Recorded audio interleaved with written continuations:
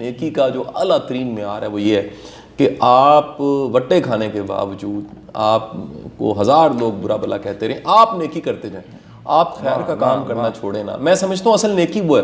جو لوگوں کی رائے، لوگوں کے روڑے، لوگوں کے وٹے، لوگوں کی تنقید سے رکے نا، کیونکہ خالصتاً اگر اللہ کے لیے ہے تو پھر آپ اس عمل کو ترک نہیں کرتے، آپ کی مداوت عمل ہوتی ہے اور آپ چلتے چلے جاتے ہیں۔ اور کیا شاندار میاں محمد بخش صاحب نے ریلیٹ کیا ہے بیری کو، کہ بیری پہ بیر لگے ہوتے ہیں، میٹھے بیر لگے ہوتے ہیں، لوگ اتارنے کے لیے روڑے مارتے ہیں، یعنی کتنا دردناک عمل ہے کہ میٹھے میوے لگے ہوئے ہیں اس کے اوپر، اور روڑے مار کے لوگ وہ بیر اتارتے ہیں اور وہ پھر بھی بیر دیے جاتی ہے۔ ایسا نہیں ہوتا کہ روڑے لگ رہے ہیں اور اس کے بعد اس نے بیر دینے چھوڑ دی ہیں، وہ پھر بھی بیر دیے جا رہی ہوتی ہے۔ اور کیا اس کی کمال کی نیکی ہے کہ برا مل رہا ہے لیکن وہ بدلے میں اچھا کر رہی ہے۔ ایک آپ کو یہ بھی بتاتا چلوں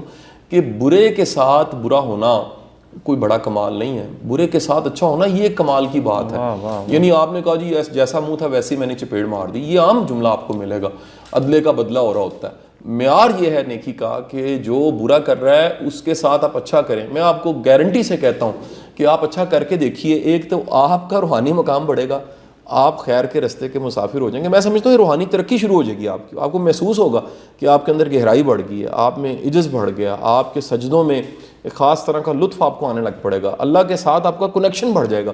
اور اس سے بڑھ کے کیا کمال کی بات ہوگی کہ وہ جو برا ہے اس کو بھی کوئی سبق مل جائے گا۔ بعض اوقات آپ نے زبان سے سبق نہیں دینا ہوتا، آپ کر کے دکھاتے ہیں، کسی کے لیے کوئی اچھی مثال بن جاتی ہے کہ یار میں برا تھا، یہ پھر بھی اچھا رہا، میں اتنا برا کرتا رہا اور اس بندے نے اپنی اچھائی کا عمل روکا نہیں ہے، بیری کی طرح اس پہ لوگ روڑے مارتے رہے اور اس نے میٹھا میوہ جو بیروں کا میوہ ہے وہ دینا بند نہیں کیا۔ اور میری دعا بھی ہے، یہ سیکنڈ لیسن آج کا ہے کہ اللہ تعالیٰ ہمیں میٹھے میوے بانٹنے کی توفیق دے، آسانیاں بانٹنے کی توفیق دے، بروں کے ساتھ بھی ان کے لیے بھی آسانیاں پیدا کرنے کی توفیق دے۔